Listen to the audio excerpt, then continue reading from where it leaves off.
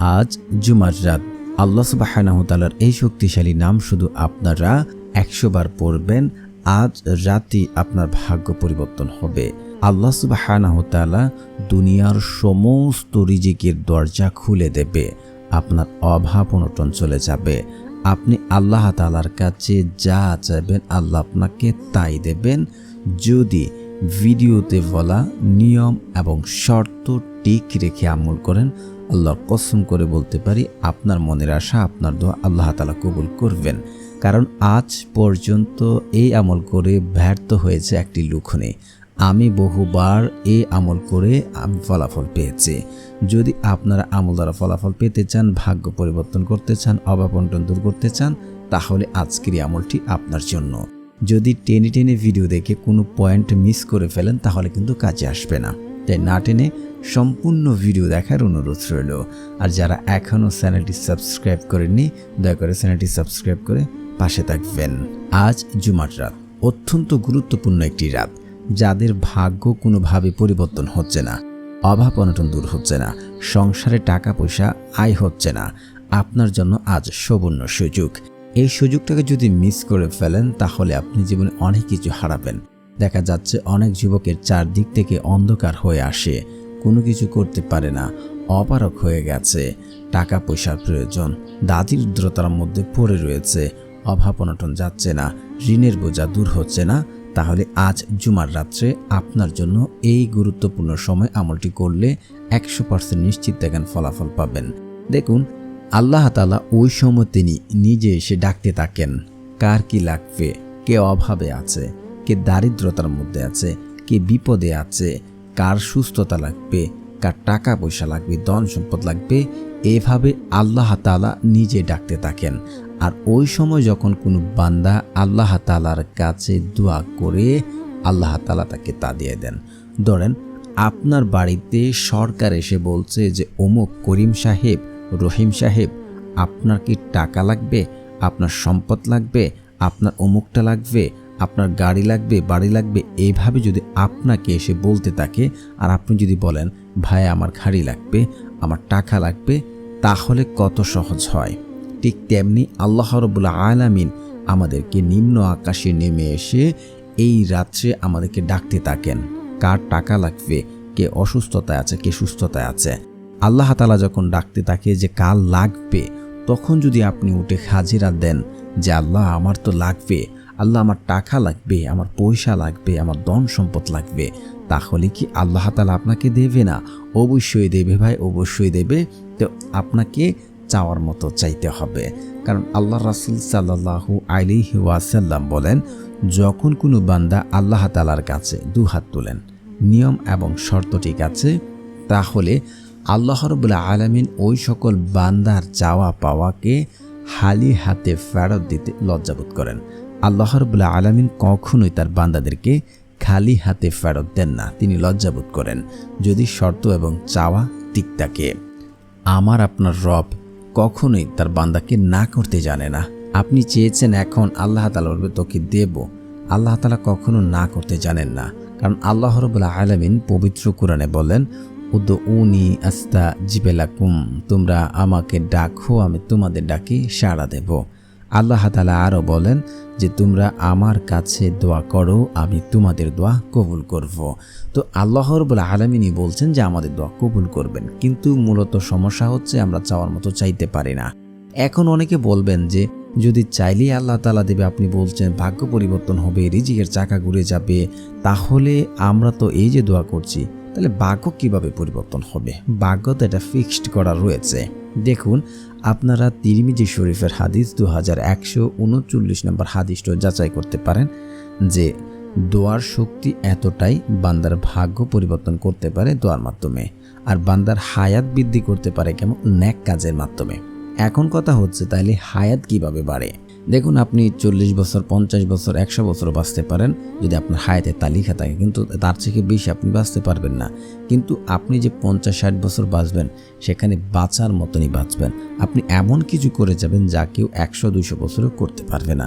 এখানেই হায়াত বলা হয়েছে যে বৃদ্ধি হবে, বা আপনার এই 50-60 বছরে তেমন অসুস্থতা, তেমন বিপদ আপদ আল্লাহ তাআলা আপনাকে দেবেন না। তো এখন কথা হচ্ছে ভাগ্য পরিবর্তন। আল্লাহ তো ভাগ্য নির্ধারণ করে রেখেছেন, হ্যাঁ, কিন্তু কিছু এমন রেখেছেন যে আমরা আমলের মাধ্যমে তা পরিবর্তন করতে পারি। তো যেমন এই হাদিস থেকে আমরা বুঝতে পারি যে দোয়ার দ্বারাই বান্দার ভাগ্য পরিবর্তন হতে পারে। তো এখন কথা হচ্ছে, তাহলে আজকে আমরা কিভাবে আমলটি করলে আমাদের ভাগ্য পরিবর্তন হবে, এটা প্লিজ এখন জানাবেন। এখন কথা হচ্ছে, তাহলে আমলটি কিভাবে করবেন। তো আমলটি করার জন্য সর্বপ্রথম আপনারা উত্তম রূপে উজু করবেন, ভালো করে উজু করবেন। রাত্রে উজু করে এসে ঘরে জায়নামাজ বিছাবেন।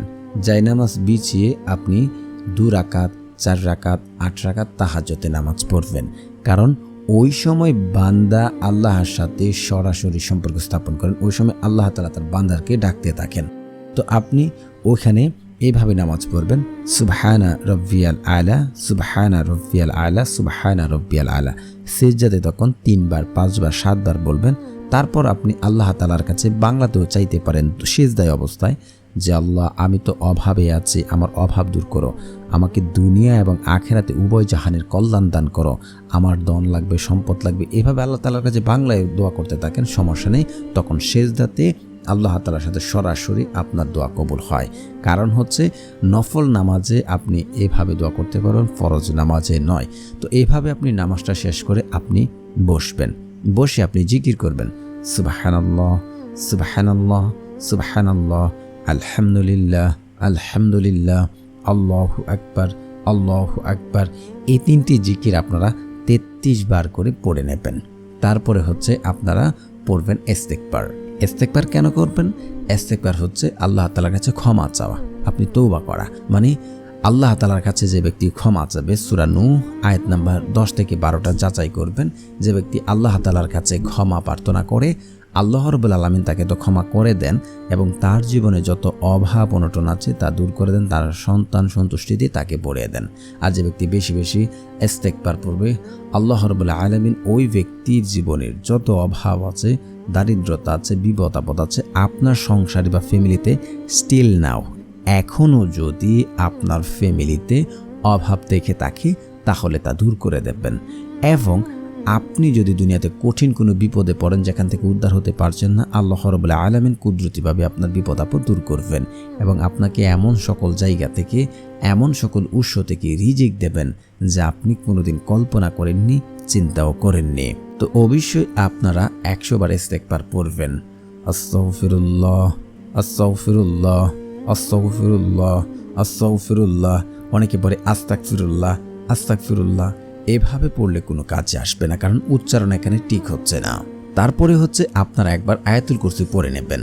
যে ব্যক্তি 5 ওয়াক্ত নামাজের পর আয়াতুল কুরসি পড়েন, তার মানে মৃত্যু হওয়ার সাথে সাথে সে জান্নাতি।